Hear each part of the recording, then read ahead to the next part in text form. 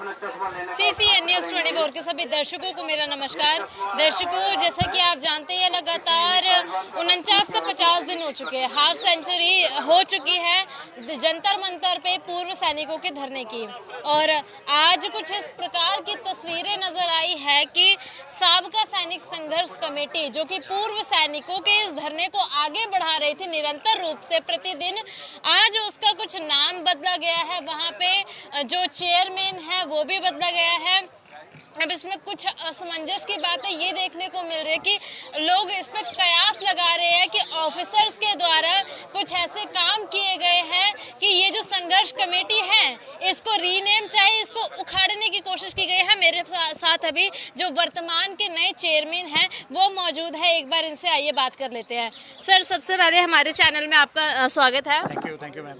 एक बार अपना परिचय दे दीजिए। मेरा नाम सुबेदार अर्जुन सिंह राठौड़ है और मैं राजस्थान से हूँ।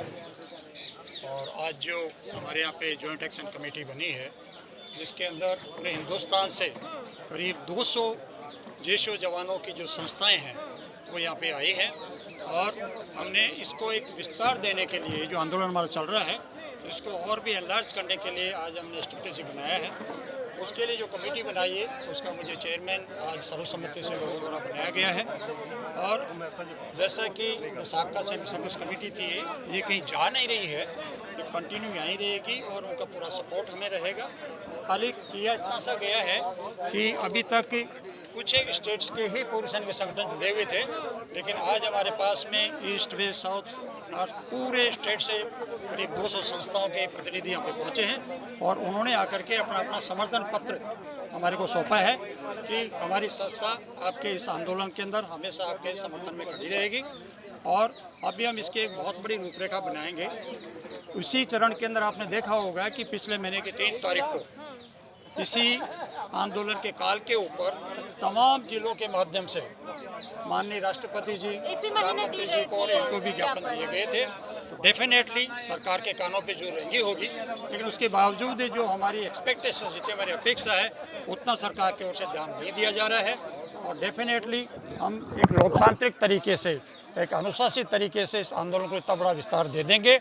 आने वाले समय में सरकार को मजबूर होकर के हमारी मांगों को मानना ही पड़ेगा। हालांकि हम ये बार बार कहते हैं कि हम सबसे विश्व की एक अनुशासित सेना के रिटायर्ड सैनिक हैं। हम कभी भी गलत हथकंडे नहीं अपनाएंगे जैसे कि बाकी उपद्रवी लोग और आंदोलनी करते हैं। बिल्कुल कानून के अंदर रहते हुए सारा काम हम करेंगे। और इसके लिए हमने एक इंडिया लेवल का पूरा एक प्लेटफॉर्म खड़ा किया है, क्योंकि हमारे साथ में बहुत लंबे समय से एक बहुत बड़ा षड्यंत्र के तहत कह सकते हैं हम इसको, कि शोषण होता रहा है हमारे ड्यूज़ को दूसरे लोग खाते रहे। और जेशो जवान क्योंकि डिसिप्लिन्ड होते हैं, तो उनके मन के अंदर एक इस प्रकार की एक मनोभावना बनी रही कि आज हम जो है 40-45 लाख पूर्व सैनिक और वीर नारियाँ हैं, तो हमारी मांग को सरकार के समक्ष प्रस्तुत करने के लिए जो हमारे अधिकारी वर्ग से जो लोग जाते थे, ये शायद सही करके आएंगे। लेकिन अब पिछले कुछ सालों से हम ये देख रहे हैं कि वो जो भी नेगोशिएशन टेबल के ऊपर गए, उन लोगों ने सिर्फ अपनी अपनी बात रखी, और पूर्व सैनिकों के वर्ग के अंदर से जो 97% जेशो जवान और वीर नारियाँ हैं, उनकी वहाँ तक बात तक भी नहीं करी गई।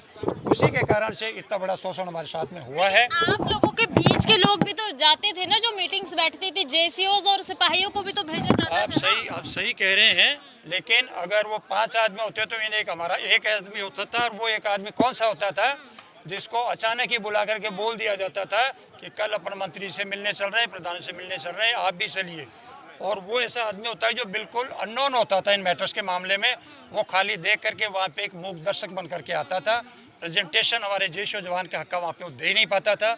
अब हमारी सरकार से मांग ये है, जो भी हम मेमोरेंडम वगैरह दे रहे हैं सरकार को समय समय पे, उसमें एक बड़ी प्रमुख मांग हमारी ये है कि भविष्य के लिए कभी भी जेशो जवान और वीर नारियों का मसला हो, उसके लिए किसी भी हालत के अंदर ऑफिसर से हमारा पक्ष नहीं सुना जाए।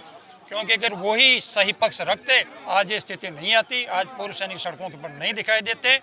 और डेफिनेटली आने वाले समय के अंदर जब हम जा कर के सरकार को असली पिक्चर दिखाएंगे, असली तथ्य सामने रखेंगे, तो शायद उनको भी बहुत बड़ा अचंभा होगा कि इतने लंबे समय तक सैनिकों का कल्याण के नाम से हम इतना पैसा गवर्नमेंट का देते रहे, लेकिन उसको वो लोग खाते रहे जो उसके हकदार नहीं थे। लेकिन जनरल सतबीर साहब जो है वो अब आप लोगों के खेमे जी को खत लिखा है इक्वल एमएनएस के लिए। आप सही कह रहे हैं। वही जनरल सतबीर सिंह साहब जब आप यहाँ पे बैठते थे तो उनके आंदोलन में शुरू के अंदर कहीं पे भी ऐसा नहीं था कि इसका आउटकम क्या होगा, और उस आंदोलन के हम भी साक्षी रहे। वो दिन गिनते रहे, 600 700 800 दिन हो गए। मैं बहुत बड़ा जो आंदोलन कर रहा हूँ। जब भी हमने बोला है कि आपका चार्टर डिमांड किया जो सरकार को देने जा रहे थे, उसको बिल्कुल सीक्रेट रखा कि जैसे कोई आर्मी का कोई वार प्लान बनाने जा रहे हों कि आम आदमी को पता ना चले। और इसी तरीके से उन्होंने वहाँ पे जाके जो पक्ष किया वो कुछ और था, यहाँ पे कुछ और था। और अब चूंकि पूरे देश के जेसीओ जवान जागृत हो चुके, उनको पता चल चुका है कि हमारे साथ में बहुत बड़ा षड्यंत्र हो चुका है और ये जग चुके हैं, तो अभी वो घड़ियाले आंसू बहा रहे हैं। अभी 4 या 5 दिन पहले भी उन्होंने एक चिट्ठी लिखी है, उसमें लिख रहे हैं कि मेरे जवान का ये हो गया, मेरी जो है पारिवारिक जो वीर नारी पर उसके साथ में ये गलत हो गया, ये डिसेबिलिटी। अरे मांगने वाले तो आप ही थे ना सरकार से। ये जितना भी जो इम्प्लीमेंटेशन गवर्नमेंट ने किया है सारी मांग इनके थ्रू दी हुई है। भी तो दिलाई उन्होंने कहाँ से दिला दी? वो ले आगे। वारों पे तो हमारा हक था। हमें क्या मिला? हमें मिला 2 से 14%, उनको मतलब 28 से 32%, जो 3% लोग हैं। और जबकि वारों तो हमारे लिए थी, इनके लिए थी नहीं। जब वारों का मैटर 1973 के अंदर आया तो उस वक्त इनकी तो पहले भी 50% ही पेंशन हुआ करती थी। बाद में हमारी 75 घटाई 70 कर दी गई थी। और ये जो कमिटमेंट गवर्नमेंट का था वो हमारे लिए था कि ये आपकी जो पेंशन का रेशो घटाया जा रहा है, इसकी प्रतिपूर्ति हम वन रैंक वन पेंशन के नाम से कर देंगे। और ये उसको झपट गए एक तरीके से, और हमारा जो डिसिप्लिन होने का एक नाजायज फ़ायदा उठाया और हमें तो बिल्कुल जो है सूखा खड़ा कर दिया चौराहे के ऊपर, और खुद सारा क्रीम लेकर के बैठ गए जा करके। आज वो घड़ियाले आंसू बहा रहे हैं कि मेरे जवान को ये नहीं मिला, मेरे जवान को वो नहीं मिला। ये बिल्कुल उनकी बातों में कोई तथ्य नहीं है और उनकी जो असलियत उजागर हो चुकी है। आज वो बिल्कुल उपहास के पात्र हैं। कोई भी उनका नाम सम्मान से नहीं लेता है, बल्कि ऐसे ही कुछ लोगों की वजह से आज पूर्व सैनिक वर्ग के अंदर जो एक हमारी पहचान होती थी कि सीनियर का हम मरते दम तक भी सम्मान करते थे, उसमें कमी आया है। ये बड़ा दुर्भाग्यपूर्ण है। जनरल सतवीर और उनकी टीम को कभी भी ऊपर वाला माफ़ नहीं करेगा।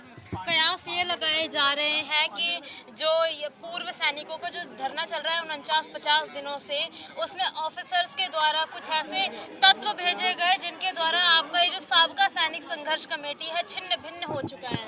देखिए, ये उनका प्रयास नहीं कह सकते, इसको कुत्सित प्रयास बोलना चाहिए। आज से नहीं है ये। जैसे ही जेसीओ जवान में जागृति आई और इन्होंने आंदोलन शुरू किया, तब से इन्होंने इस तरीके के कर दी। इवन यहाँ तक भी सुनने में आता है कि इन्होंने सरकार जहाँ तक इनकी पहुँच है वहाँ पे इस प्रकार से उनको गुमराह करने का कोशिश किया कि साहब ये देखिए